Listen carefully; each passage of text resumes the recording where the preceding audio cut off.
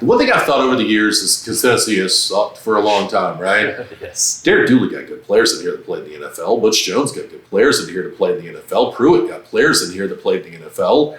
And they just were bad coaches. Or Butch, people figured, people figured out his scheme and then he was done. He didn't have another gear to go to.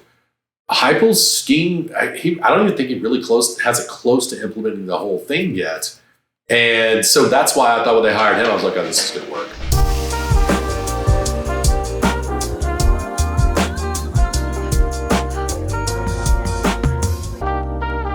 What's up, guys? Welcome into another episode, and today we have sports broadcaster, personality, and also a few other things that we're going to talk about that maybe you don't know about, but philanthropic, doesn't even begin to describe what this guy does, but just a lot of things for the community. Overall, great person. My friend, Will West. Glad to have you in today, my man. Hey, how are thanks you doing well. Thanks for having me, man. I Awesome. appreciate it. Awesome. Well, let's go ahead and look at this before we get started. And what do you want to get done today? Let's do the same thing. Same as always. Yes. So we'll get that all the way down to skin, ball on the sides there. Unless you would you do something different?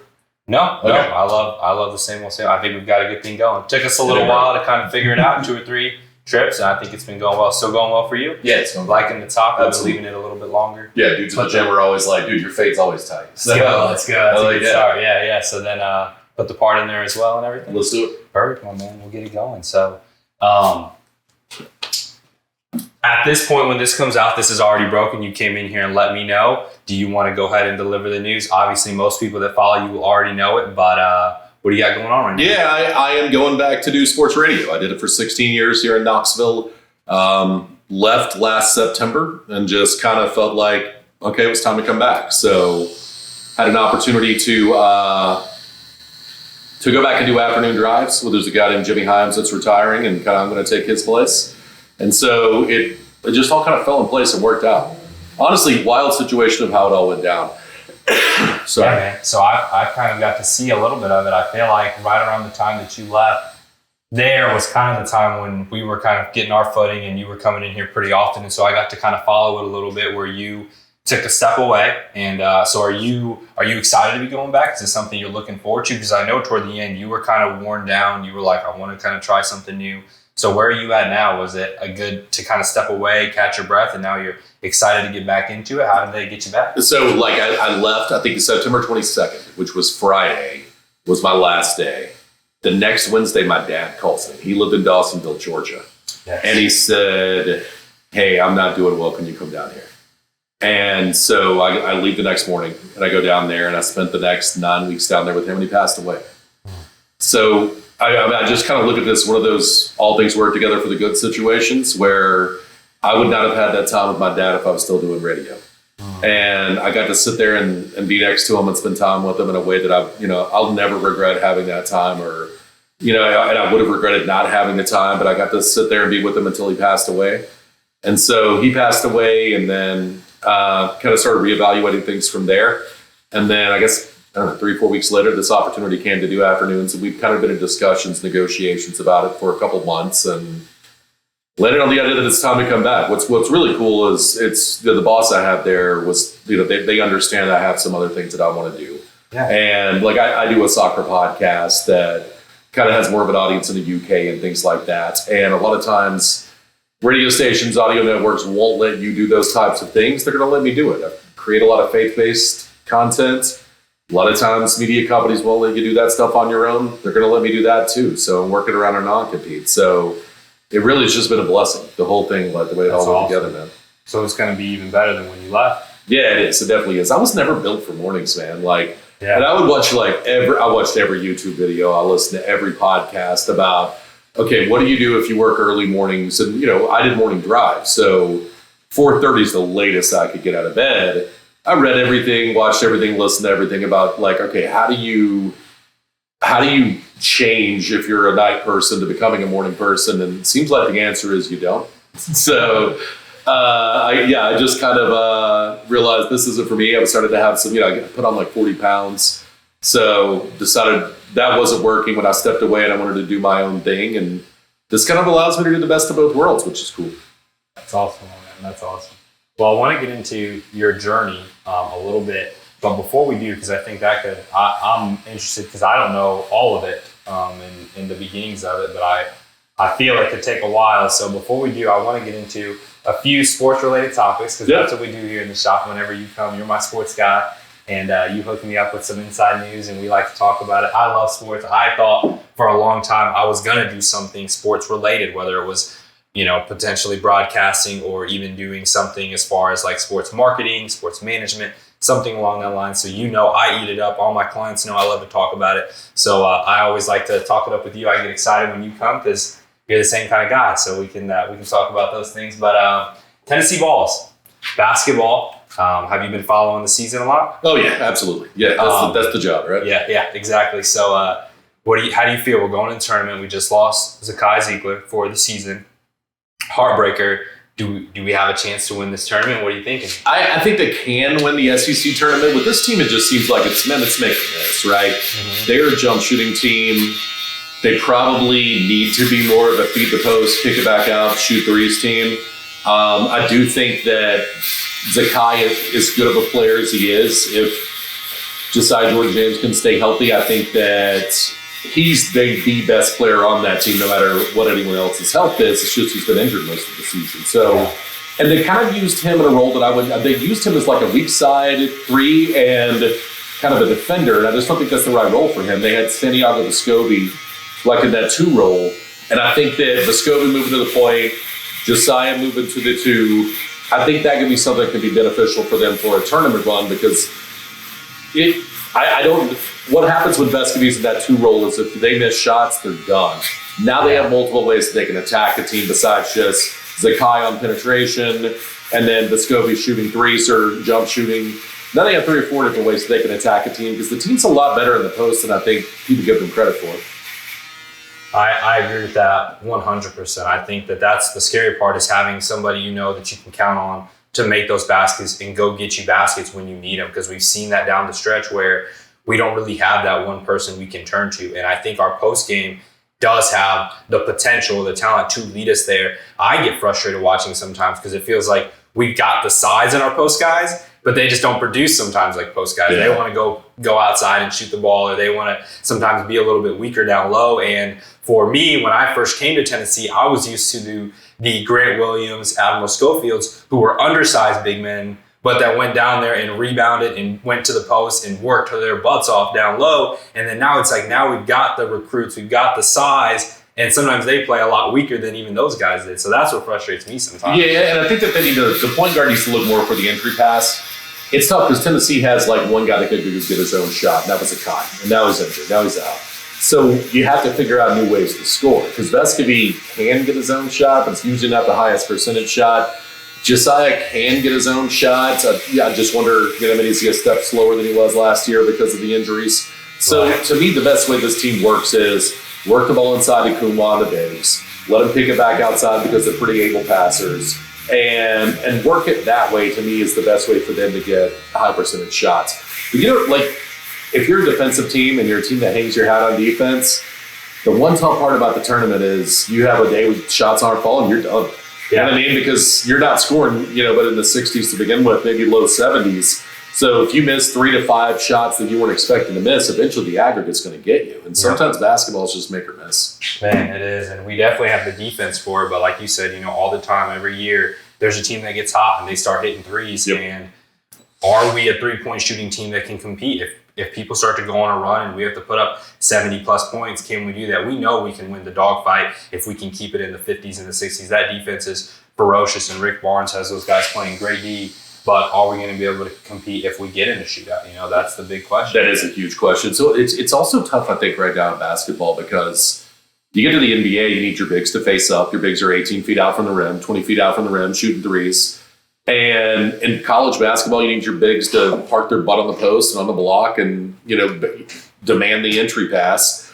And a lot of, in the NBA, you have, and in AAU, I guess, where these guys are coming from before they go to college basketball, they want to take it to the rim, the small guys do, or they want to throw up threes. And so for Tennessee to be a team that tries to win hangs their hat on their defense and wins that way, it's like you're asking players to stop doing the thing that they've been trained to do leading into college basketball.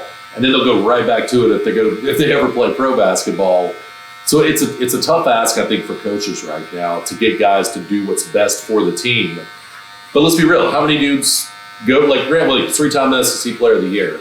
He goes to the Celtics. He's just a 3-and-D guy for the most part, right? He's a guy that gets off the bench, gives you a spark, gets in a fight with somebody else, or he gets in there, gets in the other guy's head, knocks down a few outside shots and spaces the floor. There aren't many dudes that are Giannis. There aren't many guys that are that are Luka. And so the one thing I would love to see more of from young basketball players is for them to understand just finding a role and being the best that you can be at that role at a really high level is the thing that's going to keep you in the NBA. You're probably not going to be the man. So you're going to have to learn to work without the basketball in your hands. Definitely. And I do want to touch on that point a little bit. And you tell me if I like Rick Barnes personally. Obviously, I have clients come in here and barbershop talk. They want to fire coaches all the time and they want to get rid of these players. And so people are harsh. Do you think it is an indictment, though, on Rick Barnes for the fact that we have guys, like you said, Grant and Admiral, and even I think a guy like Zakai would fit into this category where guys that maybe aren't the prototypical NBA style player, the talent, NBA talent player, they're not built, whether it is their body type or their skill level, but he can bring out of them great players on the college level. However, we have started to get the 5-star guys, and they don't always produce on that same level.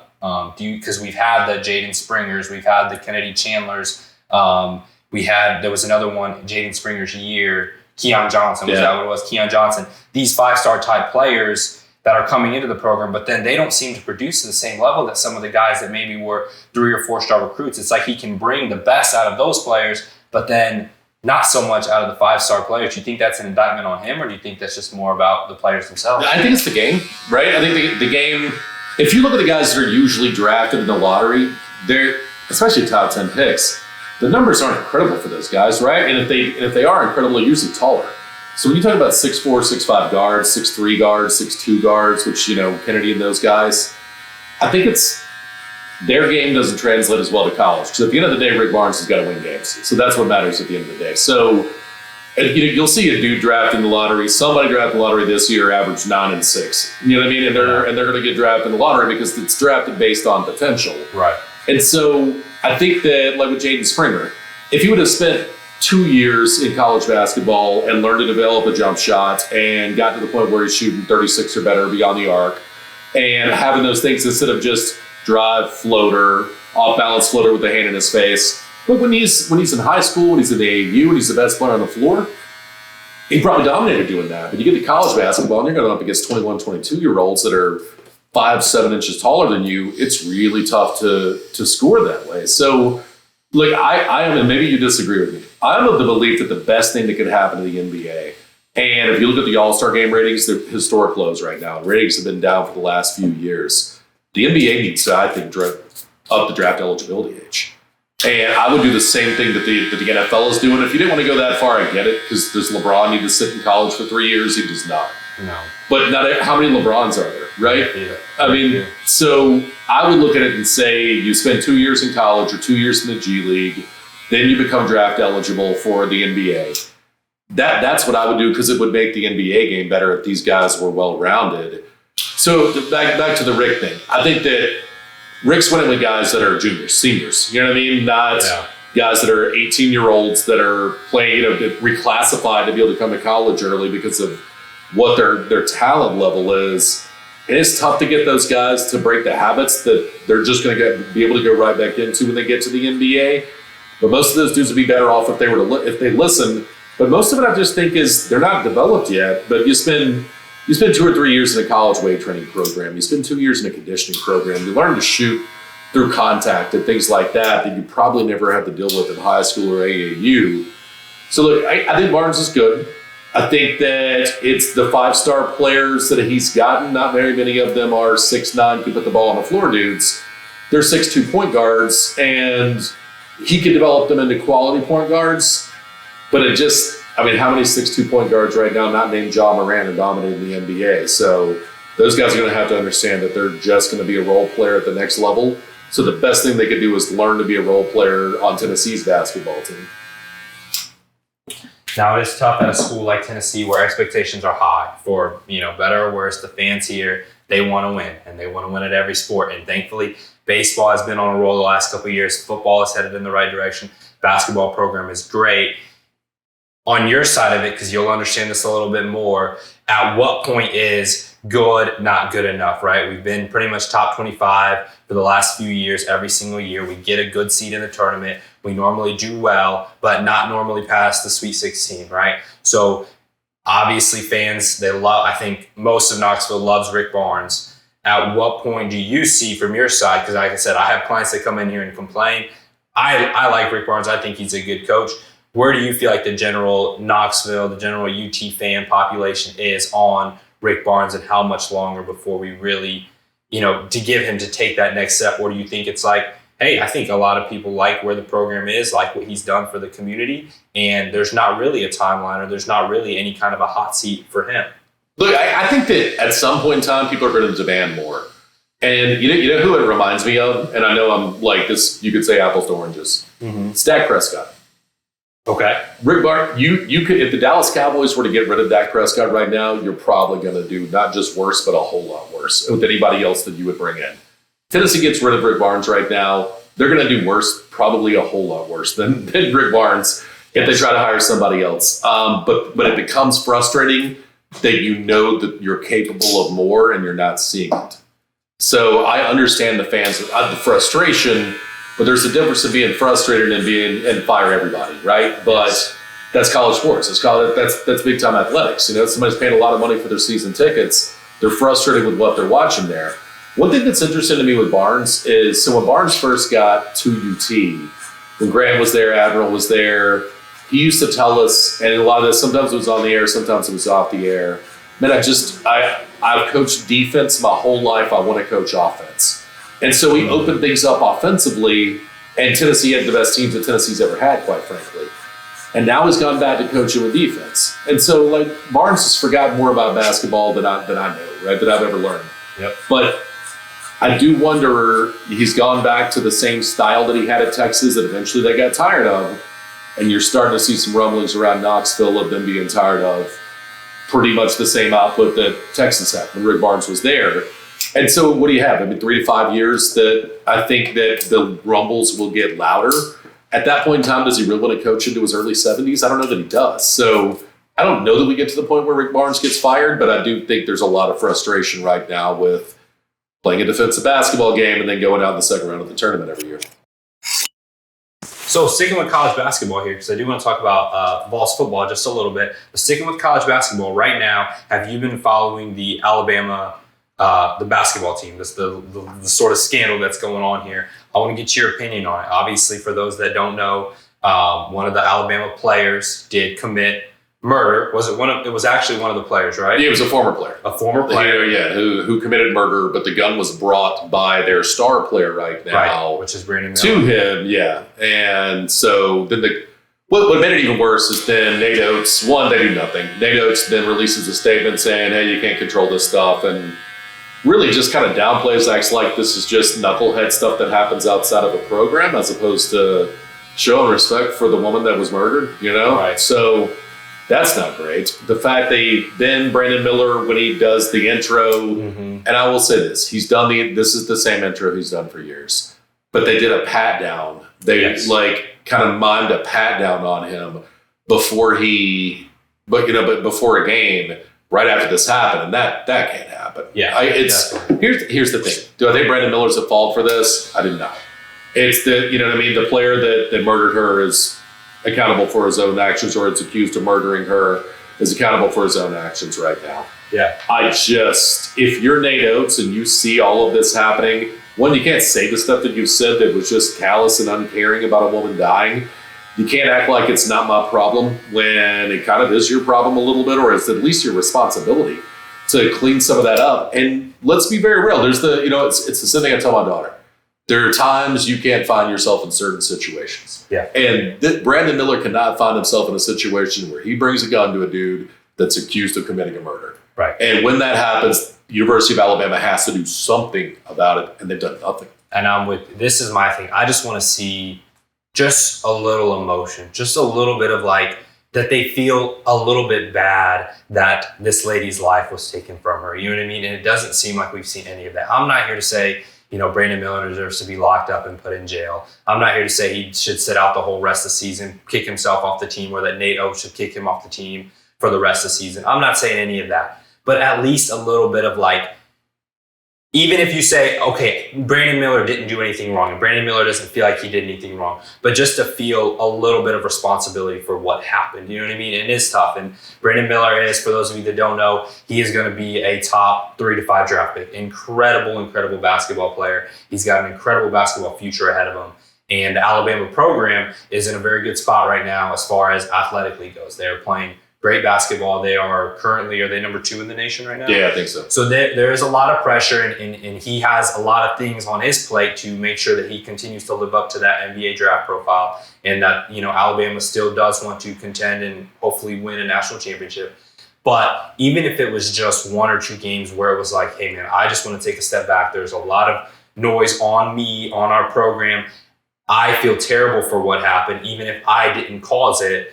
And let's just take a step back. Either I'm going to sit out a game or 2, or Nate Oates says, hey, just take a game or 2 off. This isn't to necessarily discipline you for doing this or anything like that, but this is just, we feel bad for what happened genuinely. And I don't want it to be an act of just, we're pretending we feel bad, but no, we genuinely feel bad for what happened for this family. And the right thing to do is just to kind of take you out of it so there's no noise, and now we have the pat down and things like that. And I don't know. Like I said, I'm not here to indict Brandon Miller. I don't think he's a terrible human being or a terrible person, and I don't think that he should be suspended for the whole year. I would like to see some emotion, some kind of remorse for just the fact that the girl lost her life and for the family. Yeah, and then what makes it even worse is Nate Oates, his original comments, pretty much he said it, not my problem. Yeah. And that's wild to me, right? When you know that somebody lost a daughter, like how can you just say, not my problem? And then they release a statement later saying, oh, that doesn't reflect how I feel about this. Yeah, it does. We know what you think about it. Yeah. And so I don't know that you can unring that bell or put that toothpaste back in the tube if you're Nate Oates, but we're all going to look at Nate Oates differently for the rest of his career right now. Just point blank, that's what it's going to be. And I'll ask you this. What do you think about with what's gone on with Ja Morant lately? The video with the gun and things like that. Do you think there are teams that would be less likely to draft Brandon Miller at the top?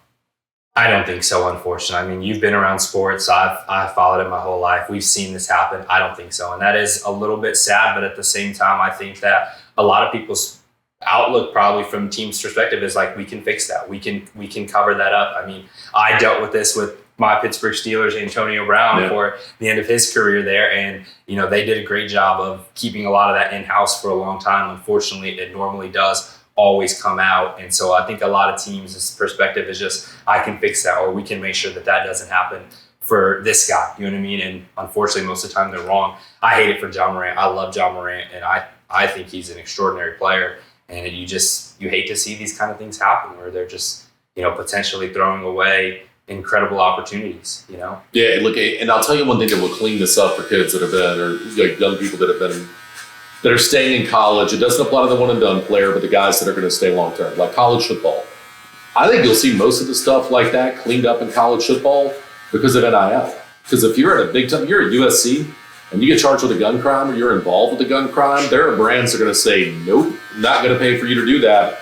And dudes are going to learn to keep their nose clean because it hurts their money.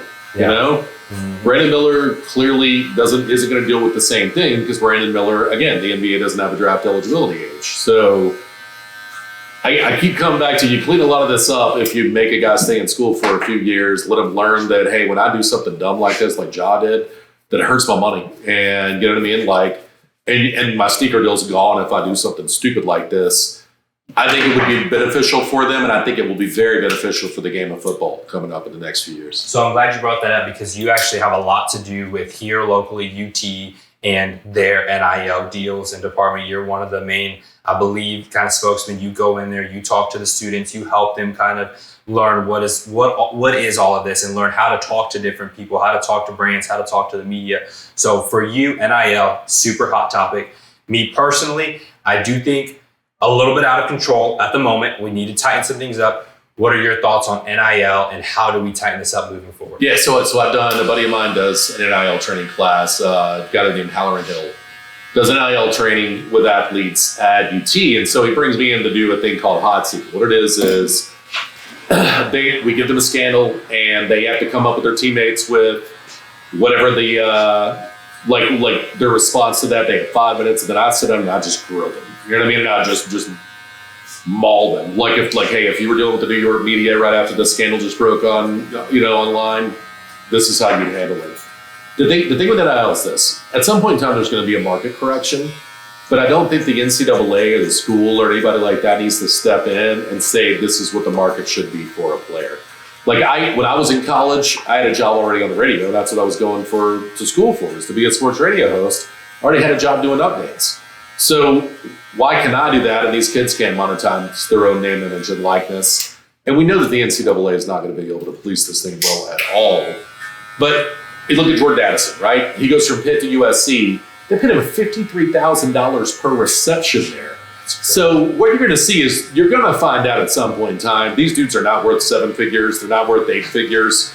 And if you're a brand, there are a lot of brands that are going to want to help out, the alma mater, especially if it's a locally owned or a small business. And I think that's what the future of NIL is a lot of smaller, locally owned places, maybe even chains that are regional, that'll have guys advertise for them. But I'm going to be honest, and I've had a lot of my friends with some of the athletes that they come to them and said, hey, this is how much I want for this. I've just been honest with them and said, dude, they're not worth that. You're not going to get the return on investment. If you just want to be part of giving money to the athlete and doing that, that's cool. There are other deals, though, that I've seen that I've had friends that I've told, yeah, that's absolutely worth your money. But the idea that a dude's coming in from high school and we're going to hand him, $400,000 was a rumor Texas A&M paid one defensive lineman when he hadn't done anything. You're not going to get the return on your investment if you're a business with that. And I think the market's going to correct itself at some time, because at some point in time, shareholders and people like that are going to look at this and say, this is not a good return for our money, marketing wise. We could have spent money doing other things and been able to get a whole lot more out of it.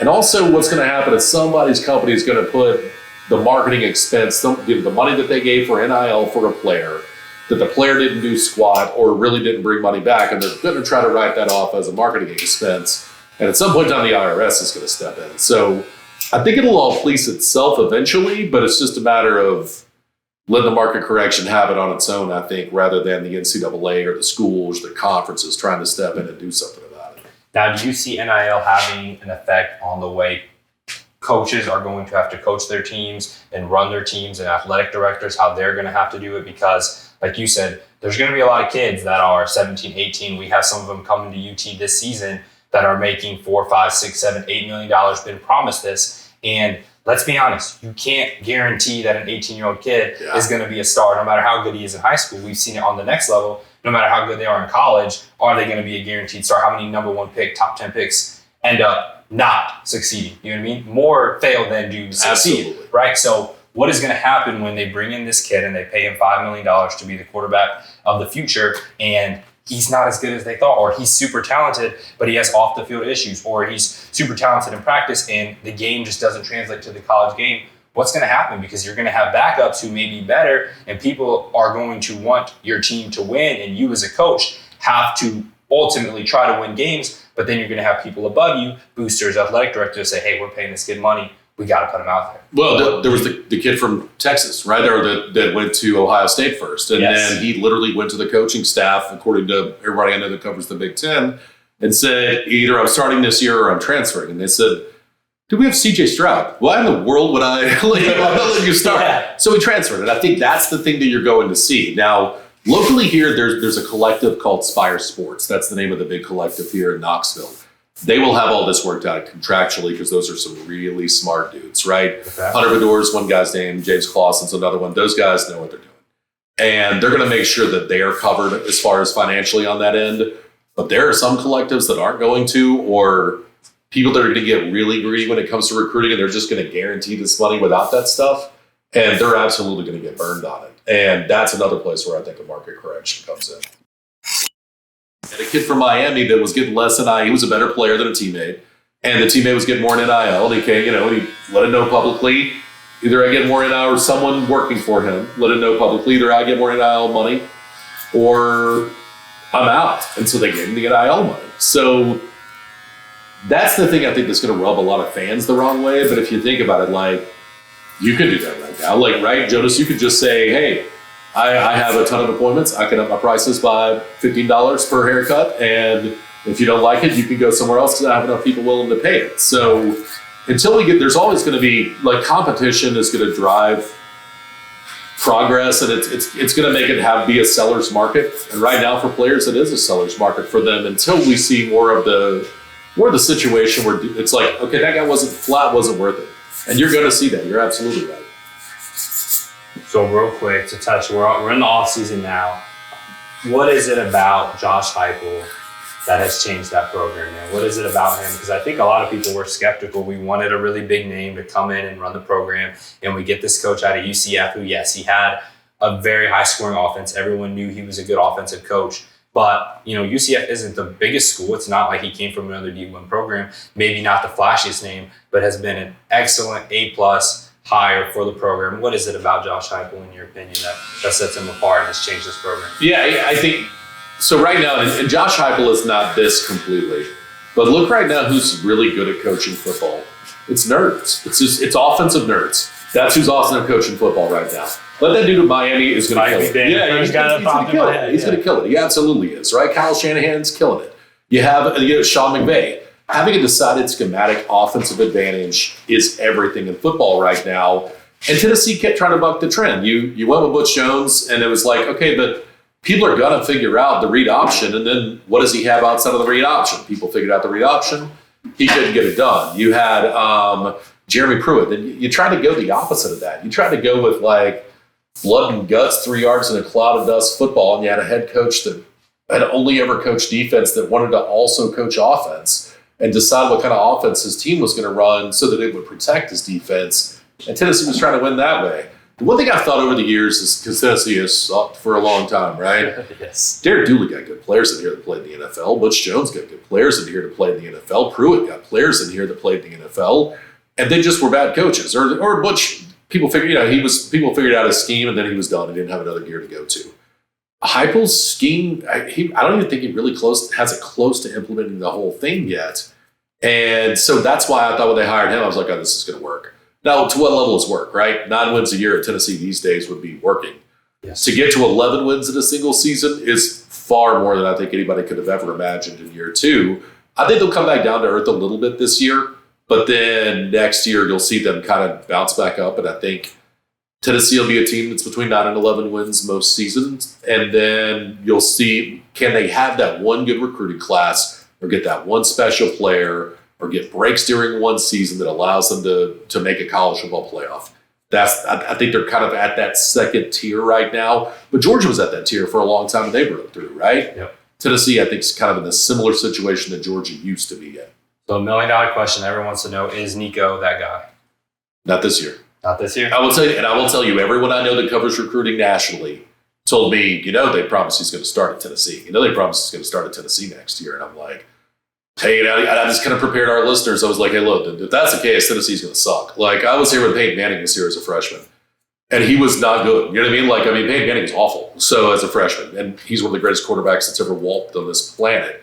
So for Nico, the best thing that could ever happen to him is not playing this year or not having to play much this year. Sit, learn, develop, work with the coaching staff. But I think long-term, he absolutely is that dude. But Joe Milton, people are writing off Joe Milton too quickly. There's a reason everybody continued to try to give Joe Milton a chance after chance after chance, because that dude's Matt Stafford that runs a 4.5. If he could ever just figure it out, right, and stop throwing things 8 rows deep every time he tries to throw a deep ball, and he could put a little more touch on a pass. If Joe Milton has the light switch on this year, I think Joe Milton's an NFL starter. I really do think he's that dude. Now, Hendon Hooker, just going into the draft now, he's coming up. How do you think he does? You think he gets picked high? You think he gets given an actual chance? You think he's a backup for the rest of his career? What do you think? Fifth through seventh. And I think the biggest thing that's going to be held against Hendon Hooker, one, he was just kind of a read option swing pass quarterback at Virginia Tech. He proved here he's not that. But one thing I think that's going to hurt him, do you remember Bryce Petty? I remember the name. I don't know that I ever watched played at it. Baylor, got drafted by the Jets, Yeah. and I know a guy that coached on the Jets team at that point. And Bryce Petty got there, and they were like, "Oh no, he doesn't know how to play quarterback. He just knows this system." Mm-hmm. Some of the stuff Heupel does is similar to what the Bryles do. So I don't know if you saw this because we're just coming off the combine. We're shooting this the week after the combine. And I kept up with it a ton, and I saw the interview with Hendon. I don't know if you saw this, but they asked him that. They said, hey, a lot of people are talking, about how you only hit the first read, you're a system quarterback. And his response I thought was great was, it's not my fault. My first read was always open. You know what I'm saying? Like, how do you blame him for that? So, yeah, I think that there are going to be those question marks. I hope he gets a chance to succeed and gets a chance to play. I don't know if he'll be ready this year with the injury, but go somewhere where, you have maybe an aging quarterback or they have a young quarterback they want to try for a year, and then that he still gets that opportunity to compete in a year or so. I think he's a guy, he's a third quarterback on a team right now. I think somebody will draft him 5th round, something like that, 6th round, 7th round, and he'll be on a roster, Brock Purdy. And then if he gets his chance, then let's see what he can do. But the team I've been saying I think would be cool, Minnesota.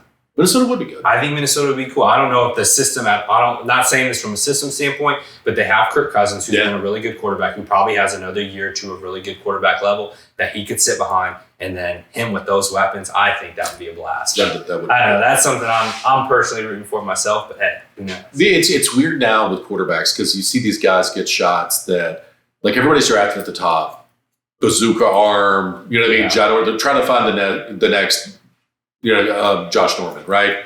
And Josh Norman, sorry. Josh Allen. Yeah, I do that every time. The next Josh Allen. So they're going to draft Will Levis high, right? Will Levis has never been good. And, he just hasn't. And there were stretches where you'd look at Will Levis and, you're like, man, this guy could be really good. It's like Tim Tebow if he was on, 4 CBD gummies or something like that. Because you just see him make these amazing plays, and then you'd see him do something dirt dumb, and you're like, what are you doing right now? Anthony Richardson. AR-15, you saw a play or two that was good, but it wasn't like it was particularly great. So I think you might see more of the Brock Purdy situation happen where dudes drafted later in drafts that could just flat play quarterback are going to be the dudes that end up really taking over teams in the next 5 to 7 years. It's always just been so funny to me and this is the time of the year for it, but where it's these guys that really didn't produce much in college. Yeah, they have some good highlights. They have the good talent or the size, and during this time, the Mel Kipers, the Todd McShays, they come on here and they try to convince you that this is the next great quarterback. And you have guys like Hendon Hooker, the Brock Purdys, that all they did was win. All they did was successful, and now they're either not getting drafted or they're 7th round and never given a true shot. And it's like, dude, I mean, and I heard them talking about this the other day on ESPN, and he's like, man, if Will Levis would have had a senior season or his second season as good as he did the last season, he would have been the number 1 overall pick. And it's like, but he didn't. That's the point. And they said, if Anthony Richardson would have, won 2 or 3 more games, he would be the number 1 overall pick. It's like, yeah, but he didn't. That's the point. If this happened, for sure, but they didn't do that. So you can just say if for anybody, you know what I mean? It's just so funny to me that that's how it works. But look at 2 dudes right now that are thriving, and and I'm a Giants fan, so they're in the NFC East, and we have to face them twice a year. Dak and Jalen Hurts. Yep. 2 dudes that had the system they played under held against them, and the way that they play, and both of those guys are awesome. So I do think that a lot of it too, and so I did Eric Ainge played the NFL for a few years, and he did the show after me for a while. And one of the things we talked about was how much work you have to put in after you get there. And there's just a lot of dudes that aren't going to put in that work. Russell Wilson had to change his body, you know what I mean, to be able to make it. Big Ben had to change his body, change his game. Matt Ryan. Do you ever see Matt Ryan when he was in Atlanta in person? Mm-hmm. His lower body was like a bodybuilder's lower body, and his upper body was like a normal dude's body. It's like somebody took 2 action figures and ripped them in half and put the wrong 2 sides together. It was off-putting, quite frankly, if I'm being honest with you. It's almost terrifying to look at. But he was good. He was an MVP. So I think that people underestimate how much work you have to do at the next level to be able to be a quality quarterback. And so for Hendon, I think he has the floor measurables to be a good QB. He's smart. He's a hard worker. We know he can change his game. So I think he can be okay. But I wonder, a guy like Levis, how much more are you going to teach Will Levis? He's had 2 dudes that were NFL coaches that tutored him, and he never got a whole lot better. Anthony Richardson, he never got a whole lot better. So why in the world, like, and some teams are going to spend top 5 picks, top 10 picks on them. Why in the world would you think that those guys are going to be good? Because they run a fast 40 and have a great vertical leap and they could spin it, like Kuiper, those guys say. Yeah. I just don't know if I buy all that stuff, man. So I do want to transition because we're wrapping up here, got a few more minutes, and I want to talk about you and your journey to get where you're at. Obviously, we started off today talking about breaking the news, which has already been broken. But breaking the news here, if they all knew, you're going back to do your old job, just a little bit of a different format. Yeah. So let's talk about your journey. You said 16 years in sports radio. Yep. How did you start? So honestly, man, like when I was a kid, I always wanted to be a sports radio host. Like that's the thing that I wanted to be my entire life. Yeah. And I got on drugs really bad in high school. And I was a homeless drug addict for about 8 years. Wow. And I got saved, had a kind of encounter with God out here on the streets in Knoxville. Got saved, got clean, went in the Army, and because I couldn't afford rehab. And let me tell you, if you go to basic training, that will get you clean in a heartbeat. So you're getting clean one way or the other, whether you like it or not. Yeah. And so I got out of the Army and went to school and got a job on the air before I could finish school. And I've been doing it ever since, man. It's been a blessing and I've loved it. And to have the background that I've had and still be able to do the thing that I always wanted to do my entire life. So it's incredible. I'm grateful. So if nothing else good ever happens to me, anything else good that happens, it's just gravy. It's just, I'm already playing with house money at this point. Wow. That's awesome. I didn't even know that. Now, when you started, what was your first role? You get in, obviously you weren't probably running the morning drive show right off the bat. No. What was the first job that you had working with the radio station? Was while you were in college? I was in college. I was producing in mornings and doing sports updates. Mm-hmm. And then I guess 6 months, 5 months after that, they had a guy that didn't want to work game days. And so I started doing a show on Saturday. And he was about to retire and wanted to spend time with his kids and stuff like that before he'd go to games with his kids. So I started doing a game day show. And about a year, 15 months after that, I guess is what it was, I started doing a show with Josh Ward, who's a buddy of mine who does middays on the Sports Animal. Great guy. Does a show with Jason Swain, also a great dude. And I did that for almost a decade, right? 9.5 years. Then moved to mornings. And I did that for 3.5 years. And then that's when I stepped away.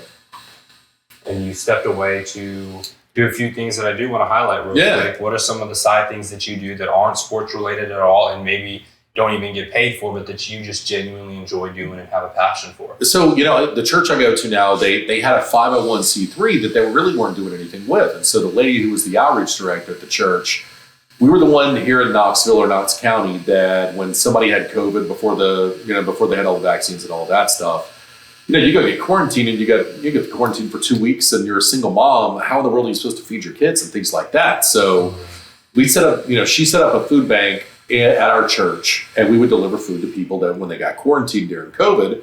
And so she was like, I really, this is kind of coming to an end. I wish there's something that we could do with this because we're really not doing a whole lot. And I was like, well, actually, I've tried this a few other places and we could never get it off the ground, but I think we have the infrastructure here to do it. I just didn't have enough volunteers to make it happen. So we started doing a food pantry, clothing pantry, diaper pantry, and feeding people like we would do it first Saturday of the month. That's what we do. It's called Serve Knox Saturday. It's a transformation church here in Knoxville. And we did that. She ended up stepping away from that role, and another lady came in that's amazing, who's the executive director, and she started putting it onto moms groups on Facebook. And it went from 130 people would show up to in December, 3,900 people came. Wow. We're only open 2 hours a month, right? But this month, and December was pretty big because we gave out Christmas presents for free too for kids. Yeah. But we still had 2,000 people that we fed this past Saturday. So it has been a blessing to be able to be part of that, especially with what my background is. Just to be able to give back, to be able to do something, to be part of a large group of people that want to give back like that and people to listen to the vision that I had and say, yeah, we can create that. Well, it's just been awesome that it's been able to bless so many people. That's incredible. Now you're going back. What does the future look like for you from this point forward? You're going to be doing afternoons, you said, instead of mornings. So you're no longer on mornings. Is it a show that's by yourself or are you with a partner? Yeah, I'll be with the guy I did mornings with, actually, Tyler Ivins. Great dude. One of my best friends. One of the best people you'll ever meet. Yeah. And then I also do a soccer podcast.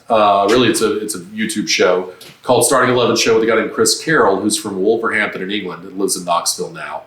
And so we're doing that, and I'm creating faith-based content that, like you said, I'm not getting any money on, but I just feel like it's something the Lord's called me to do. So I'm doing that. I'll be doing that in the mornings, kind of doing the faith-based content, and then I'll be doing the show in the afternoon, and that's what my days will look like. But I am really appreciative for my boss, for Jeff Jarnigan, for Cumulus, it's not like I wanted to walk away, but I felt like I had to do these other things. Yeah. And they were really accommodating and allowing me to do these things that I feel like is kind of the call on my life, when most media companies wouldn't let you do that. Right. So give me one, if you can think off the top of your head, I'm sure you have a ton of them.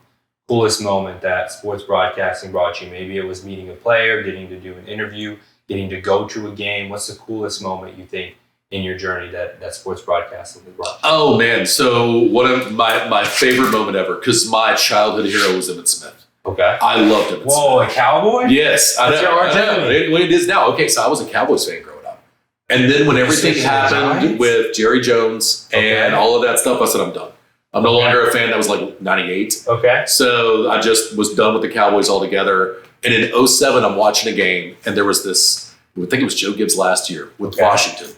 And I'm watching a Patriots-Washington game. I just started at the radio station. And they go for it. They were in field goal range on like a 4th and 10, and they went for it with up 3 touchdowns. And I was like, whoever beats this team is my new team for the rest of my life. So I went 8 years without a team, 9 years without a team. Yeah. And it works out because my brother lives in Jersey. My uncles have had Giants season tickets forever. So it was kind of like divine intervention that it ended up being the Giants that were the ones that beat them. Wow. But we were at SEC Media Days in Hoover, Alabama.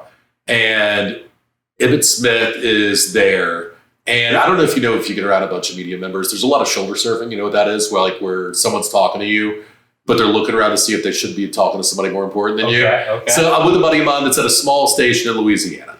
And everybody I'm just gonna be honest, they kind of rude to him and treat him like he's small potatoes and big timing him and stuff like that. And I'm sitting there talking with him. His name's Nick Brown. He does a show in Monroe, Louisiana, and Lafayette, Louisiana, that area, and Ruston. And I was with Nick, and all these dudes are just flat out kind of rude to him. And I'm like, that's awful. You guys are such jerks. Yeah. Emmitt Smith knew him. And so Emmitt Smith left the line where everybody's waiting in line to kiss his backside and walks over to us because he knew Nick. Wow. And to watch all the media members that were rude to Nick have to eat it because Emmitt Smith spent the next half hour, 45 minutes with us because he knew Nick. And Nick's dad had been a recruiter at Auburn, and he recruited Emmitt while he lived in Pensacola before Emmitt decided to go to Florida. That was the coolest moment. It was 1, because I got to meet my childhood hero. 2, because I got to watch all of these dudes that were just big jerks, acted like we're in high school as grown adults, watch them have to just get stiff-armed by Emmitt Smith while he goes and talks to somebody they were a jerk to. Go. That's awesome, dude. That's great, because you always hear, what's the phrase? It's something, I can't think of it off the top of my head, but it's like, you never want to meet your hero. Yeah, yeah. That's one of the biggest letdowns. Emmitt Smith is the nicest guy. And this was the complete opposite. Yeah. It was like, this is incredible. This, you hate when it's the other way. It's like, I rooted for this guy Antonio Brown. I love Antonio Brown for all those years, and now it's like, I can't even say that out loud, But for your side of it, for him to just go over and above, even just the, hey, nice to meet you, good, and he's just a genuinely good person, to see that act, that's incredible. That's awesome. Great guy, and he didn't have to spend all that time with Nick, but he did. He wanted to catch up with him and ask how his dad was doing, and kind of reminisce about people that he knew at Auburn from taking his recruiting visits there, and he didn't have to do that. And so, no, Emmitt Smith was absolutely great. The next one I would say is this: Dolly Parton. You met Getting Dolly? to meet Dolly, and I just started at the radio station. There's a country station that's on the other side of the building from where the sports station is, and it's 5:30 in the morning, and I'm sitting there putting together the show we're going to do, and I look up, and who walks by me, full makeup, wearing an evening gown, the whole 9 yards. Oh man, Dolly Parton, and I got to meet her, so I was fired up about that. As good of a person as she seemed. Yeah, she was amazing. She was so unbelievably gracious. You know what I've learned though, because I've got to meet a lot of famous people, just from different, mostly nonprofit stuff with radio and stuff like that, and some television that I did. The people that I kind of mark out the most on or get the most nervous with are people that I played in video games. Okay. Which I know that sounds really stupid, but so the first time I met Glenn Jacobs, the mayor here in Knox County, Kane. Yeah. Because I used to play Raw's War and all the Nintendo 64 games, man. And so the first time I saw him, I was like, oh my God, I can't believe you're here. You know what I mean? Dudes like that, NHL players, because I used to play a lot of NHL on the 64 as well. So that also was one of the things that kind of I don't know why a random NHL player that was on the third line for the LA Kings in 2003. That those guys are the dudes that I mark out about, but I totally mark out about those dudes. That's awesome, man. That's awesome, man. Well, let's. I want you to see this, make sure everything looks good. Right, man. Let's see what we think here. Fantastic. I appreciate Good. it. Yeah, as always. All the way around. Top by good lane. Always good. Sides look good. Crooked head looking tight. Well, man, before you go, I do want you to quickly promote yourself a little bit. Shout out, obviously, first and foremost, the food pantry. If there's somebody out there lives in the Knoxville area locally, wants to help out, how can they do that? Yeah, Transformation Church. It's at Cross Park Drive. It's the first Saturday of every month, 10 to noon. So stop by and see us. We have food, we have diapers, you know what I mean? So we'll feed you, feed your kids and things like that if you want to bring them by. But that's every single Saturday that we do, or every first Saturday of every month that we do that. And we give out between 35 and 70,000 pounds of food during that time. And on the other side, if they want to donate, is there a way? Yeah, absolutely. GenerousHouseKnox.org is the name of the website. So if you want to donate, we would love to have it. We don't waste your money. It's not like we have people making money off of this whatsoever. It's just we go buy food from Second Harvest Food Bank, and they've been great as far as giving us food. The USDA has, but we're able to buy it at an incredibly cheap rate because of Second Harvest Food Bank, and it's GenerousHouseKnox.org. Perfect. And what are some items, just off the top of the head? Is it better to give money, or is it better to actually bring the money is the thing, because the diapers, we will take all the diapers you could donate, because those, we haven't found a way to get those cheap yet, right? But as far as the food, like Second Harvest buys it at a fourth of the price that everybody else does, and then sells it to us. So if I would hate to see someone waste their money, because you could go to the store and buy a can of peas for $1, and Second Harvest could sell us 4 meals. Wow. For $1. Yeah. So quadruple your money by just sending the money. So awesome there. Now, give us the exact time, the radio station for your afternoon show. Yeah, this will be starting in April. It'll be Tyler and Will is going to be the name of the show. It's going to be from 3 to 7 on 99.1 The Sports Animal. You can download the Sports Animal app, listen to it there. My YouTube for our soccer show is Starting 11 Show. If you search that, you'll be able to see us. And then Twitter, Instagram, do you use those? Or at Will Freaking West. I'm aware that shouldn't be my handle, but when they first created Facebook, that's the one that I went with because I could get it. And I just kind of stuck with that. Perfect. And is that Instagram and Twitter as well? Yeah, that's the same thing. Everything? Yeah. Awesome, my man. So follow my man. Keep up. Listen to his sports. He talks about all sports. Obviously, he has the soccer podcast. And then the radio show one, is that covering all sports, or is that specifically to Knoxville? Or No. We cover everything. NFL, NBA, Major League Baseball, the whole So he's the man. You want to hear more about him talking about anything. He's a Giants fan, so Don't hold it against me. He goes through it. What do we do? Daniel Jones. Cannot pay him that. Cannot pay him that. Let that dude walk. Let the dude walk. Saquon Barkley. Pay him or let him walk. You got to let him walk. The injuries. And on a scale of 1 to 10, how much do you love Brian Davis? Oh, so much, man. I love that guy. I would hug his neck right now. Perfect. Thank you guys for watching, Will. I appreciate you coming in here, my man. Like, share, subscribe, and we will see you guys next time.